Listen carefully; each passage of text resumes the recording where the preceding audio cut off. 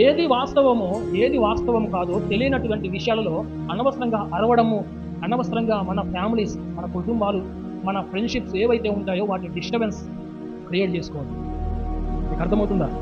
ఏదో ఎవరో చెప్పారని, ఎవరో అన్నారని అనవసరంగా లేనిపోని డిస్టర్బెన్స్ అనేది మన ఫ్రెండ్షిప్స్లో కానీ, మన ఫ్యామిలీస్లో కానీ మనం క్రియేట్ చేసుకోవద్దు.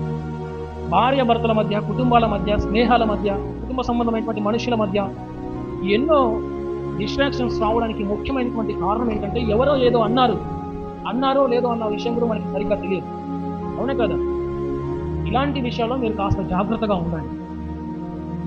మూడో వ్యక్తి ఏదో చెప్పాడని, ఏదో అన్నారని మనం అనవసరంగా తొందరపడి అవతల వ్యక్తి మీద కోపం పెంచుకోవడము, అవతల వ్యక్తిని విడిచిపెట్టడం ఇట్లాంటివి చేయకండి. ఇది నిజంగా వాక్యానుసారమైనటువంటి గ్రహింపు ఉంటే ఎవరైనా వచ్చి అవతల వ్యక్తి గురించి లేనిపోని మాటలు చెప్పినా కూడా మీరు వాటిని నమ్మకూడదు. మనం చిన్న విషయమే అనుకుంటాం, కానీ ఈరోజు చాలామంది ఫ్యామిలీస్ కానీ, ఫ్రెండ్షిప్ కానీ, కుటుంబ సంబంధమైనటువంటి మనుషుల మధ్య కానీ డిస్టర్బెన్సెస్ అనేది అంటే మనస్పార్థాలు రావడానికి ముఖ్యమైనటువంటి కారణం ఇది.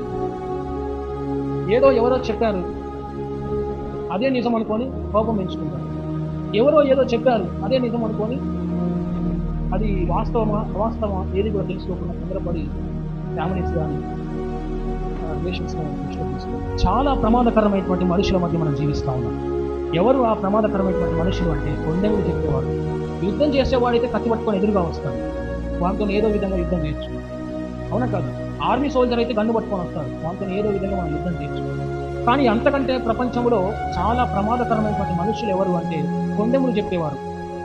లేనివి ఉన్నట్టుగా, ఉన్నవి లేనట్టుగా క్రియేట్ చేసి వీళ్ళ గురించి వాళ్ళ దగ్గర, వాళ్ళ గురించి వీళ్ళ దగ్గర ఇలా చెప్పేవారు ఉంటారు చూసారా, వీళ్ళు చాలా ప్రమాదకరమైనటువంటి.